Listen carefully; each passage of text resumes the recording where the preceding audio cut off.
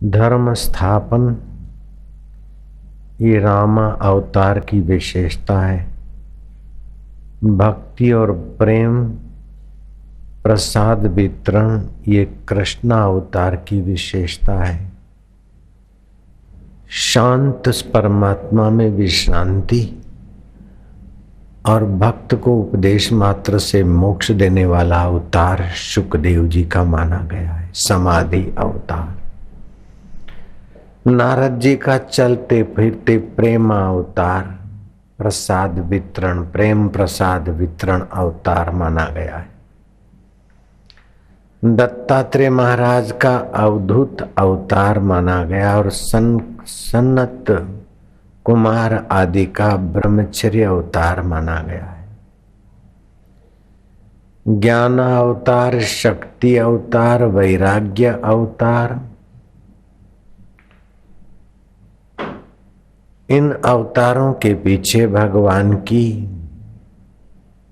सर्व कला, सर्व सामर्थ्य और सर्व हितकारिता प्रकाशित होती है, पुलकित होती है,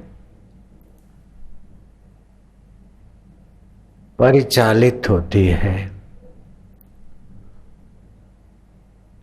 सेठ ने तो फैक्ट्री बनाई और मुनीम चला रहे हैं, लेकिन यहाँ दुनिया बनाई और किसी को चलाने को दे दी।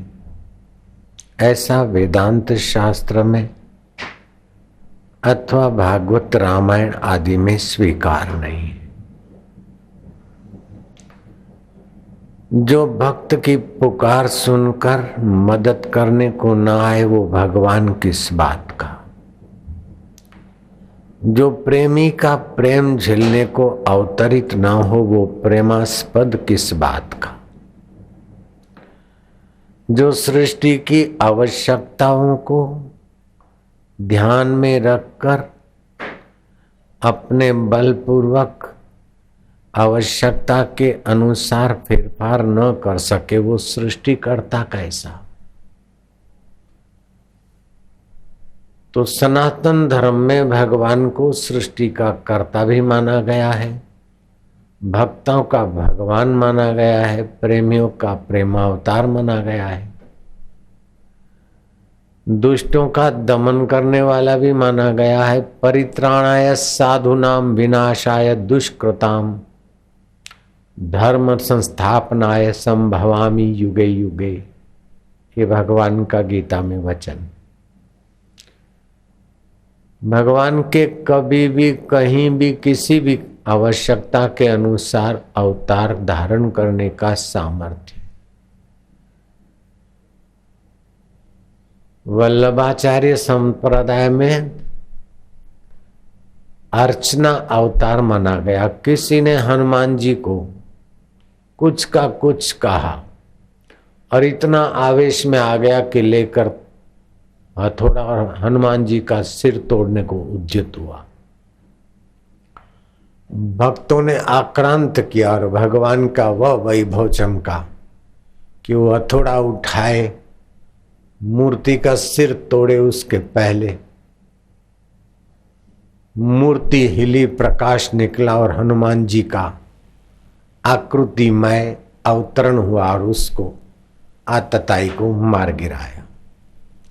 ये अर्चना अवतार। कभी मूर्तियां दूध पी लेती है, कभी मूर्ति में से प्रेरणा मिल जाती है, भक्ति बढ़ गई और गए मंदिर में, मूर्ति के सिर पर से अथवा गले पे से अथवा किसी जगह से पुष्प का गिरना, फूल का गिरना, माला का गिरना, ये अर्चना अवतार की महिमा है।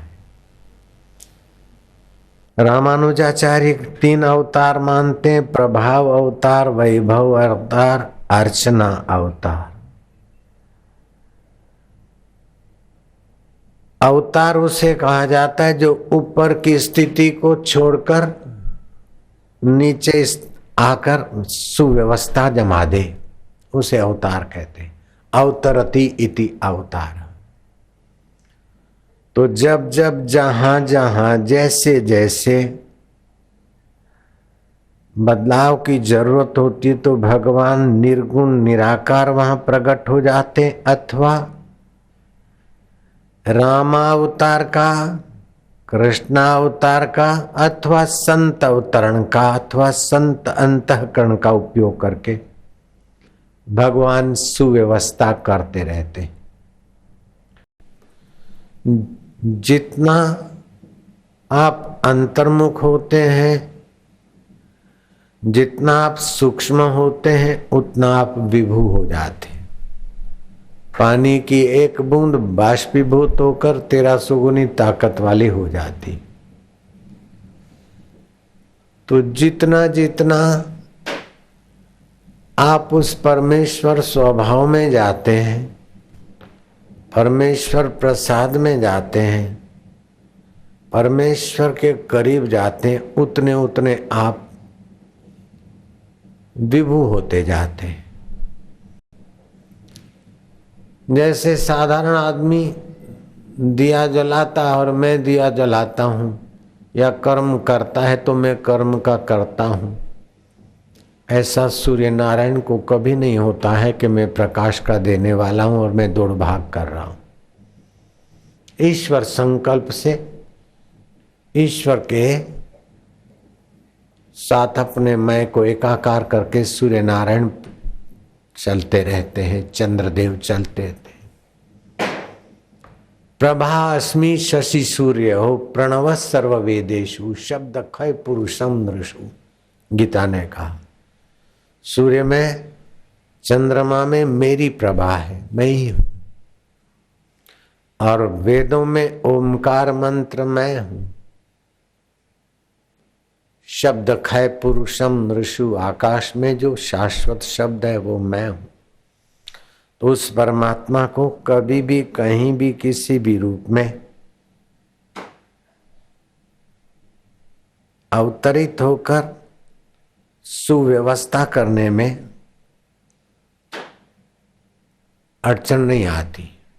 इसमें कई अंशावतार माने गए, कई आवेश अवतार माने गए, कई प्रेरणा अवतार माने गए, कई नित्य अवतार माने गए, कई नैमित्तिक अवतार माने गए।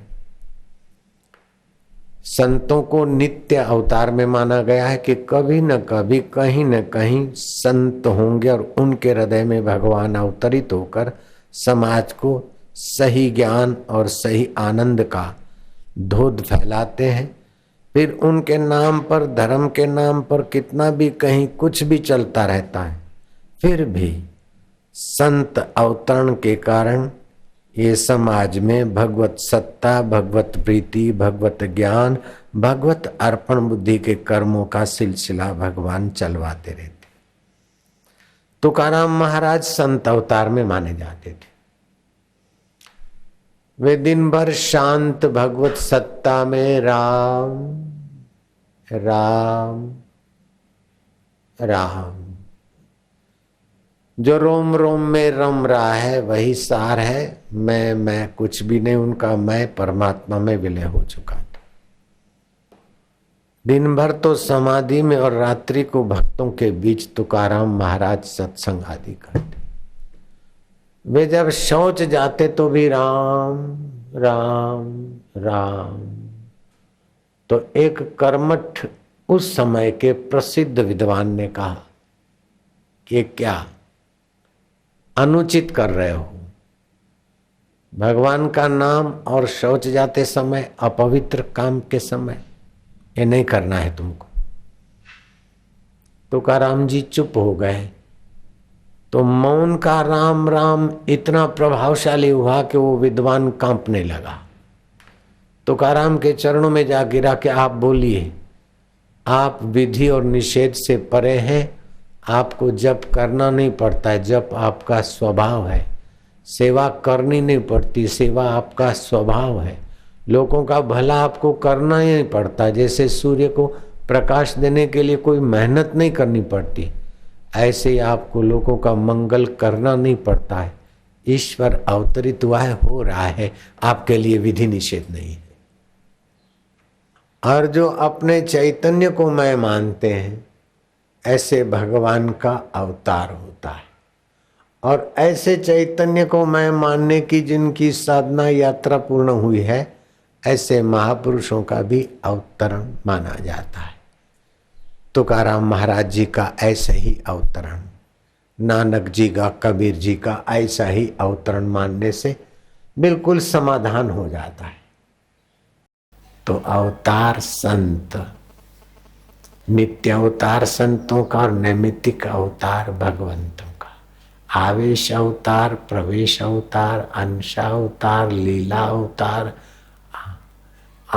आयुध अवतार, प्रेरणा अवतार, अंतर्यामी अवतार, इस प्रकार भगवान के कई अवतार होते रहते। वे धन भाग्य जो उन अवतारों का फायदा लेकर आप भी अपना जीवन सफल कर लेते। आप सबको राम राम, नारायण, जय जय।